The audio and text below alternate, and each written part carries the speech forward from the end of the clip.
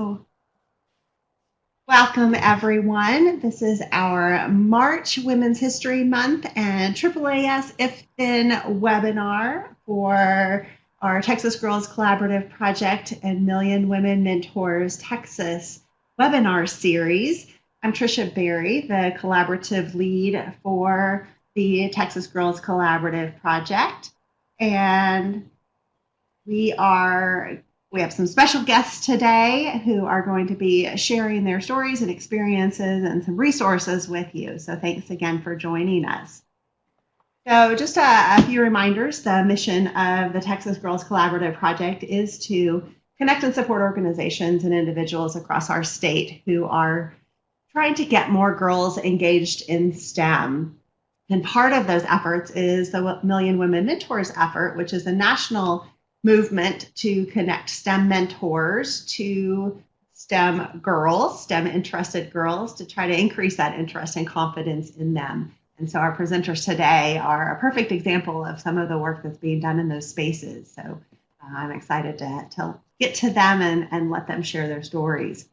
Some of the resources I wanted to point out for the Texas Girls Collaborative Project, we do a number of things where we try to connect and support those across the state. So we host regional networking forums, moving that, of course, to virtual these days. We have some Google groups and resources across the state to allow for lots of sharing of resources and information.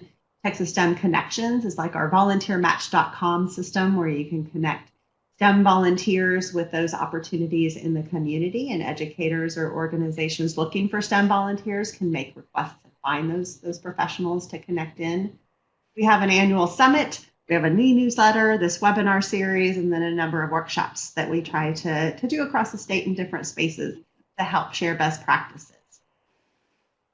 I also wanted to point out that we did create for the community these two sets of resources on our website, and we'll share these out afterwards as well.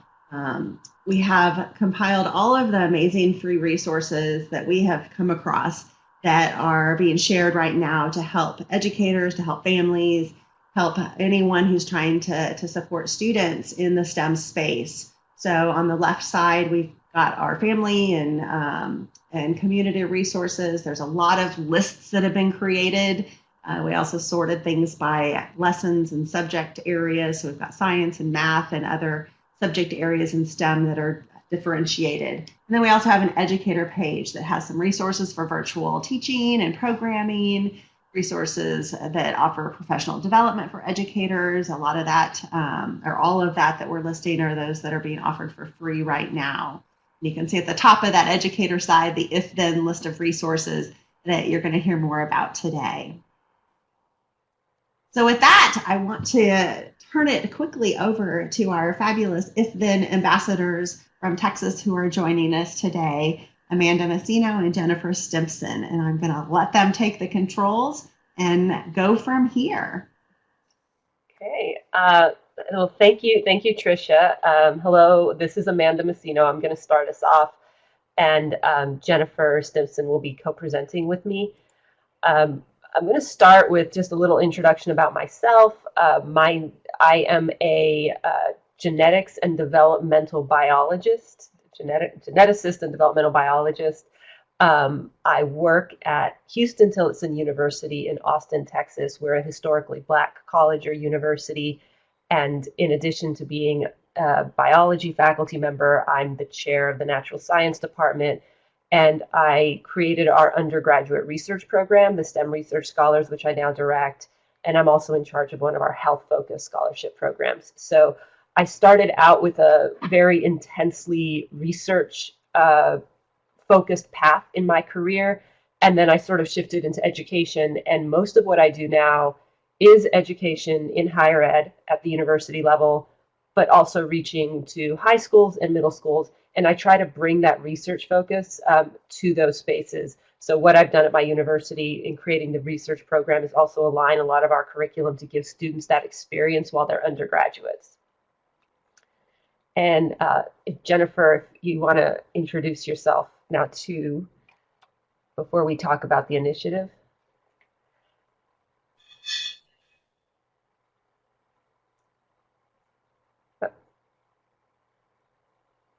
lost Jennifer.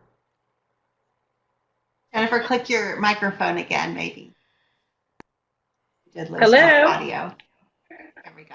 Yay, okay. Hi, everybody. Technology, I tell you, the T in STEM, we need to know how to use it.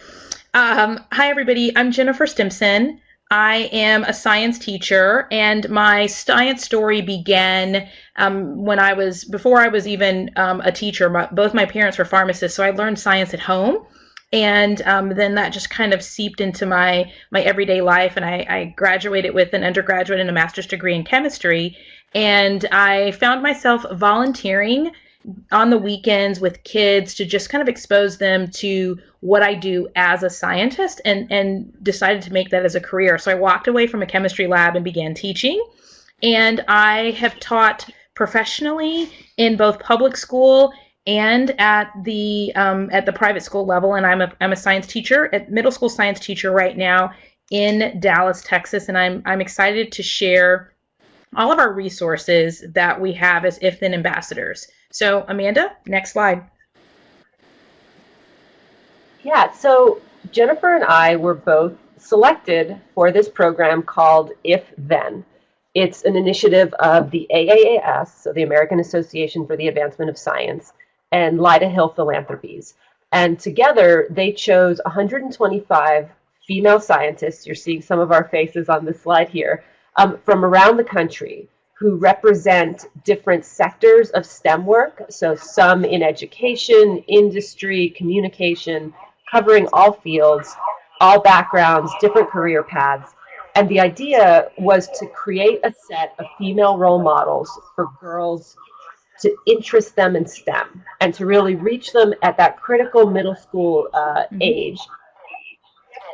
Get them engaged in what it means to be a scientist, and really just present them with stories, what our science is, but also what our lives were like outside of science, so that they had relatable people, not just scientific role models who seem like they're, doing fantastic and interesting stuff. That's important, but also people who had families, other interests, who could show them that you don't have to choose between being a scientist and being a woman, right? They go together, and you're not giving anything up to do it.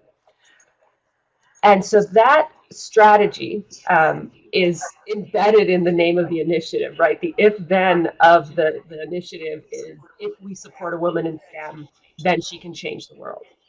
And each one of us, each one of the ambassadors, is bringing a different iteration of that if-then mentality to what we're doing and to what we're presenting back in our communities through the platform provided by AAAS and Lyda Hill, like back to the scientific community, to schools, and especially, again, to girls interested in science. A big part of this strategy is informed by the collaboration between these two entities and the Geena Davis Institute on Media. Geena Davis, the actress, formed this group to study how women are represented in entertainment media primarily, differently than men. And it really can be kind of shocking, even though the numbers that they've come out with in their various reports, despite what we see all around us and our understanding of how wide the gap is, when you start seeing numbers around it, like so many things, it really pulls things into focus. And these are two that they share from a report about representation of women in STEM, again, in the media. And so if you look at STEM characters in film and TV, men outnumber women 2-1. If you look at the diversity of characters portrayed in media, most of them are white. 71% of those STEM characters, male or female, are white. So these are huge issues. And in part because of their work with Geena Davis, a lot of the If Then initiative is focused on almost bridging that gap between like the fictional world and the real world. They're taking real world women who have accomplishments in their field and have compelling stories to share. And they're trying to give us the tools and the platform and the visibility to broad audiences of this age, of this middle school age, so that we can serve as sort of entertaining role models in a way, right? If we don't have all of this in our entertainment media. We don't have enough women characters. We don't have enough people of color representing STEM careers, but we do have real world people doing the work. And so we can kind of polish what they're doing, put them back towards women and girls, and show them that this is something appealing to them, right, at that critical age. So some of the projects, and you'll get an idea of how this works from some of the projects. So with these 125 ambassadors, some of the ambassadors are being highlighted in this show called Mission Unstoppable. That is Miranda Cosgrove from iCarly. If you are familiar with kids of the right age, you might recognize her face. And this is a series that they created for CBS. It airs on CBS, and then it's available streaming online. And they feature if then ambassadors doing their scientific work. So they're very short, they're really well produced little mini docs about various processes, various scientific topics, but all told in like a compelling sort of storied way, where the story of the science is there, but also the story of the female scientist is embedded in it. Again, getting girls to see themselves in that role. And this is one of our fellow ambassadors she's a large carnivore biologist and does work on bears. And so there's like a fantastic episode showing her in the field with the animals. But she also talks about the reasons behind why she's doing what she's doing, which is really important to convey too. Another project is getting as many of the ambassadors as possible to be connected on Nepris.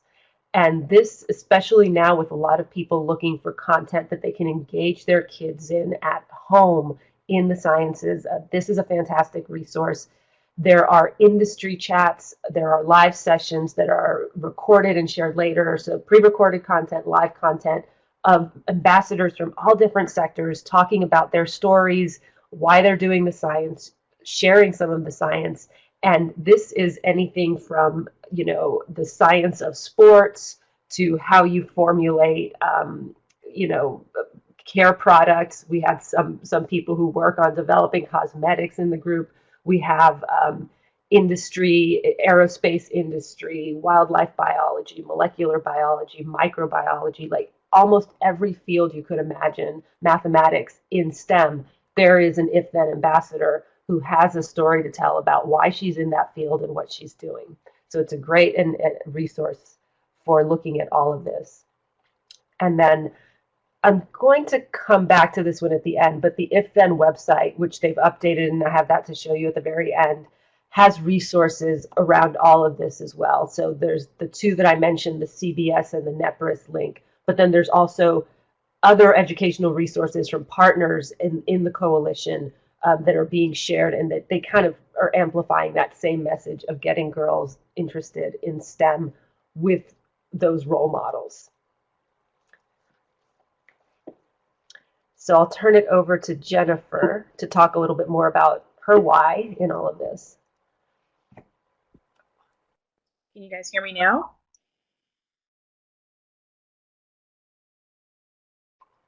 Yeah. Yep.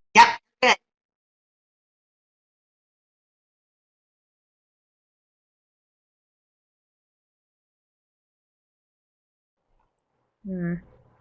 Okay. Sorry about that. I'm not sure why it does that. So a little bit about the background and my why. As a middle school science teacher, everything that Amanda says is very important. I get questions all the time about, well, Miss Stimson, what if I want to do this? Miss Stimson, what if I want to do this? What if I want to do this? And I have to remind them that their wildest what ifs, there is a representative out there that looks like them and does this work. So often girls think and behave and act within this realm of what it means to be a girl and society's perspectives of what it means to be a girl. But there's also this perspective of what it means to be smart and what it means to be different. And all of these kind of identity formation approaches form during middle school. And so they're trying to figure out, well, do I want to do this because it's cool? Do I want to do this because I think I'm cool? And so the idea of if then is so meaningful because the girls, the audiences in grades 5 through 8, maybe 5 through 8, maybe as low as 4, maybe as high as 10th grade, those girls in that age range are seeking identities. They're looking to see how they can become who they wish to become. And so I think it's really important that we recognize that during this time, teaching girls about the wonders and possibilities of science definitely catapults them into a scientific career. Each one of the ambassadors talks about their story of how and what their why is for what inspired them to become a scientist and why science is important in their everyday lives. And so I just try to embed that into all of my lessons and the conversations that I have to remind my students that it is possible. And as long as you believe in yourself and believe in your talents, you can absolutely do it. Let's go to the next slide. And so this slide right here, one of the things that this is so funny, we were about to be starting in our lessons this term, the last term of the semester, we would be working on robotics. And so this is an old picture, but the idea that I have on here is like learning through a figured world. And the term figured world means the ways of being, how you behave in a certain context. So if we think about a school, the behavior of a school is a figured world. So how do you behave in school? How do you behave in your science classroom? So the ways in being of becoming a scientist, there are certain behaviors, there are certain manners, there are certain tasks that are required of you to become a scientist. And so teaching the girls how to think and mimic behaviors and understanding the history of science, learning how to do science and teaching them how to be beyond learners of science, but to be doers of science. Because earlier when we saw the slide of all 125 of us, each one of those women was once a learner of science. Now she is a doer of science. And so the purpose of If Then for each one of the ambassadors is to connect the girls to becoming scientists beyond just the classroom, but as part of their everyday life so that they can consider this as a career. Okay, and I think, so the other thing to think about is when we teach girls about her possibilities, then she can figure out what it means and what she needs to do to get there. And Amanda mentioned this earlier, but middle school is just really critical. They're forming their identities. They're trying to figure out what's important. They're trying to figure out who they are. And it's really important to expose girls to as much as possible and to create opportunities for them to see representatives of themselves. And often when we think about representation, we immediately default to gender and race. But there are also many other identity things that we need to consider. Thinking about ability, there are some of our ambassadors are differently abled, and they're no different than me in terms of their cognitive ability to become and be and do science well. It's connecting kids to women who are like them, no matter in what capacity you are abled, but there's someone out there who has had your journey, who has had your experience, and connecting that possibility so that you can see what you can become. All right, Amanda? And so one of the things that I try to do when I'm sharing my part of the story and doing what Jennifer was just describing, right? Trying to give students an idea of what I was like as a learner and that transition from being a learner to being a scientist.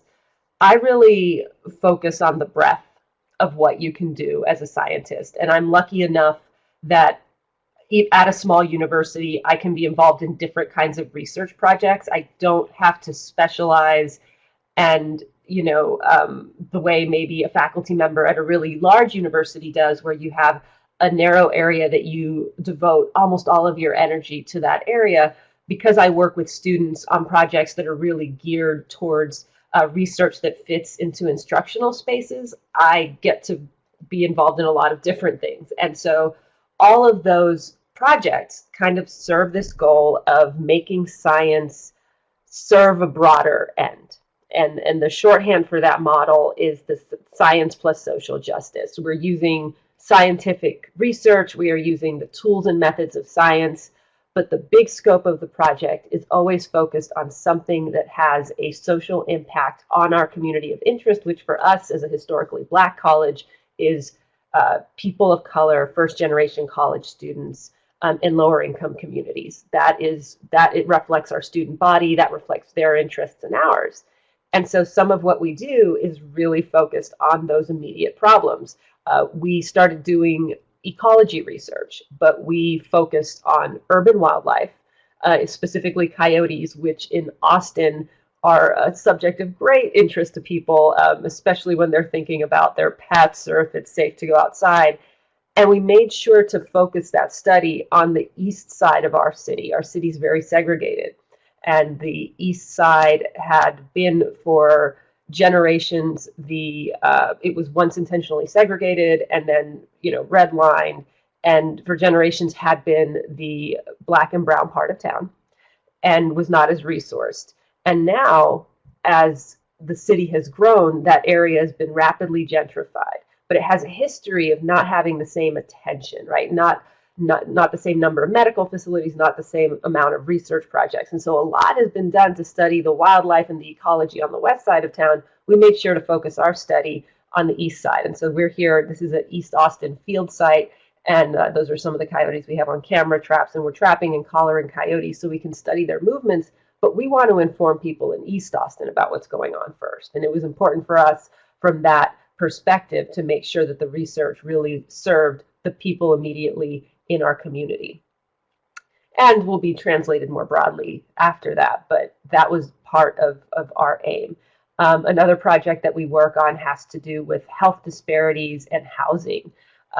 Because of what I mentioned about our city, we also see big gaps in lifespan between east and west side of town, about 20-year difference in diversity based on your zip code, in lifespan based on your zip code. And we see differences in access to healthy food resources. So we have projects that range from freshman students taking surveys of food that's available at various grocery stores and what the price points are, to looking at housing repair programs and where those housing repair programs are interfacing with different segments of the population and what that does to their ability to stay in place. We also look at heart disease disparities in an upper level class for computer science students, and all of these are research, right? And they're all tying, again, our scientific tools to those social justice aims.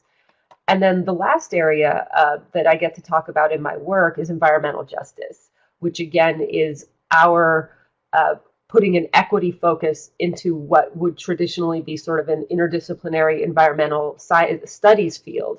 We really emphasize the equity lens. And so we're applying, again, the science to serve that broader goal. So I get to talk about these different things, and also part of what I try to convey in my story, and part of what's important to me as a scientist, is this versatility, is this idea that you don't have to have any one narrow path laid out for yourself at the very beginning. If you equip yourself with the scientific toolkit, the critical thinking, the experimental skills, the analysis, you can do literally anything. Because those tools are going to apply to projects and issues that are important to you or that might become important to you later. And so that's something I really try to highlight.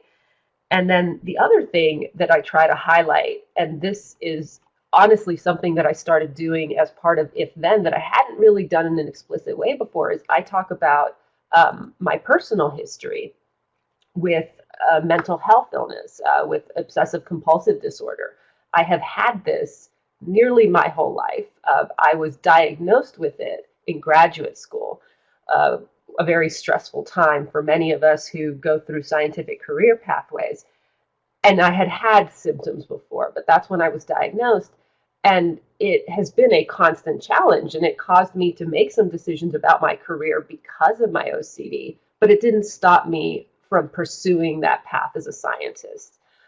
In some ways, it just crystallized what I needed to do to be a scientist, given working around the parameters of the disorder and my recovery and maintaining recovery from the disorder. And so that's something that it is a big issue that we don't talk about, right? We don't talk always about the mental health consequences of in any career, but particularly in STEM, with the pressure to perform, and for if you are a woman or a person of color trying to perform as a scientist, the last thing you're going to do is talk about what's really going on underneath it all, out of a fear of that impacting your career. And so it was important to me to bring this out and to really be open about it. And it's one of the things that I've gotten the most response to as an ambassador is others, even informally, girls, graduate students who are connected to this and are happy to see that it's okay to talk about and it's okay to deal with this. So that's another aspect that the If Then program brings, is that each one of the ambassadors might have a slightly different aspect of their personal story that they're willing to share. And maybe it's something like this. Maybe it's about, a mental health issue, a health issue that you have in the background of your career, but that informs what you've done. Maybe it has to do with your broader interests and being an artist, being a musician in addition to being a scientist. Maybe it is about your family and how you balance your family commitments, your religious life commitments with your science commitments. But that all of that is really important to get out there in front of girls, because a lot of times what we're presenting them is a very narrow view of what science is and what a scientist is. And even when it's not a strictly male view, the kind of women who are portrayed, again, in movies and broader in entertainment media often don't really have full fleshed out lives, right? And it's important to show them as many real world examples as we can of people who do. The good parts of that fleshed out life and the challenging parts as well. And the very last thing I wanted to share here are the links. So if any of this sounds interesting to you, please check it out. There are multiple resources on the If Then website, and I'll go forward and come back to this in a moment. In fact, on the updated version of the If Then website, there's a whole link of educational resources, including some of the ones that I showed you earlier. So the link to NEPRIS with the industry chats with all the different ambassadors, the CBS show, which has several episodes. It's a very well produced show. It's really entertaining for that kind of middle school age group, maybe even some younger kids actually could still follow a lot of what they talk about. And then the Geena Davis Institute, the reports on women and people of color in STEM are excellent. They are on their website. And then other resources are on Instagram or Twitter, are good places to connect. And Instagram in particular, for the younger groups and for middle school, they will pull content from those of us who do have Instagram accounts and restory things and repost things. So that's a good place to keep track of the different ambassadors. And maybe you find a few that you really want to follow because they're working in an area that you or the students you work with or your kids find interesting. So that's all I had. Jennifer, was there anything else you wanted to add about, just to close up?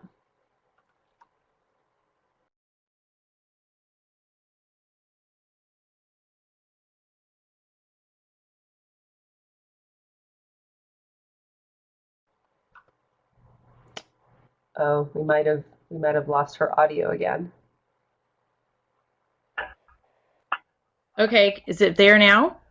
Yep. Yes. We got it. Okay. Is there anything All right. So I was going to say, I do think it's important that during this time that we are away from our traditional environments, that having access to these professional scientists who do this for a living can really engage the non-traditional experience. Now, granted, for many of us, we're still, going live online, but talking to a scientist who's doing her work would really be informative during this time. So I encourage all of you guys who are listening to take advantage of NEPRIS and the Geena Davis Institute and just all of the resources that Amanda has shared, so that you can expose your young ladies to these women who are doing great things in a non-traditional way, non-traditional meaning, well, which is what our new normal is, which is going online and sharing their stories.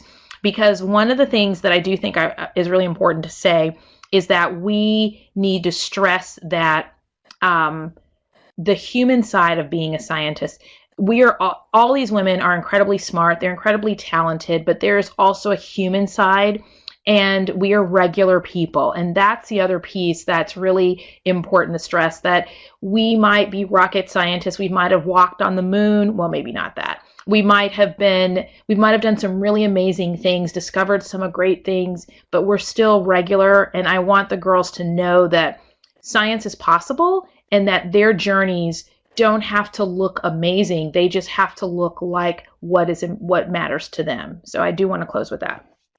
And thank you for this opportunity, Tricia. Thank you. Thank you so much, Amanda and Jennifer. I know this is a crazy, crazy time to be doing a webinar and to be joining in, but this information and these resources are so important. And I know that lots will be able to make great use of them in the days and months to come, as well as beyond.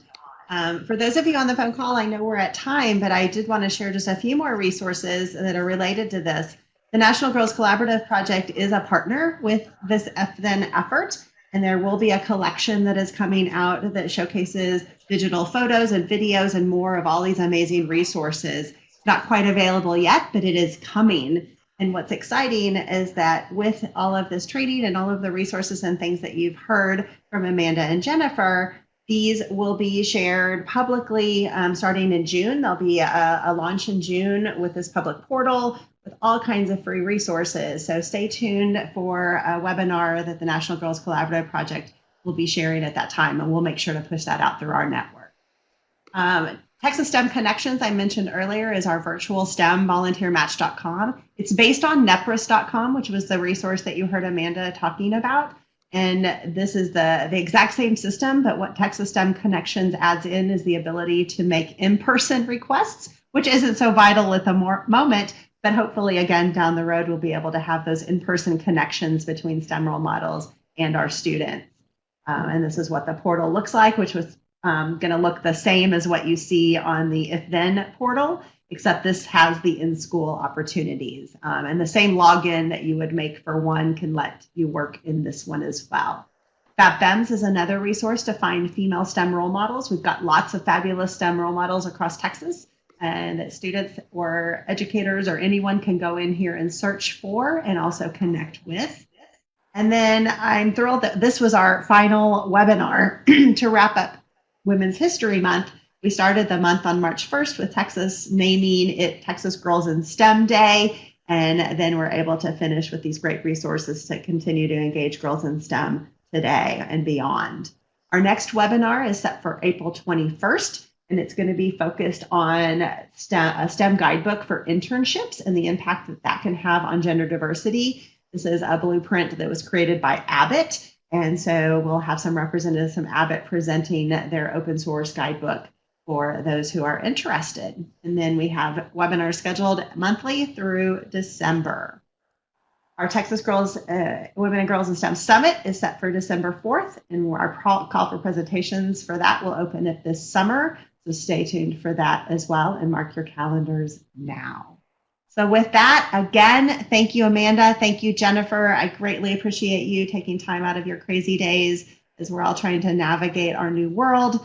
And I look forward to seeing you soon. And thank you to those of you who joined in. For those of you on the call, make sure that you did register for this via the Eventbrite registration form. You can find that on txgcp.org's website, and we'll make sure we get all of the follow-up information to you, the resources, the links, the presentation, and a recording. So with that, thank you all. I appreciate you, and we will see you at the next webinar.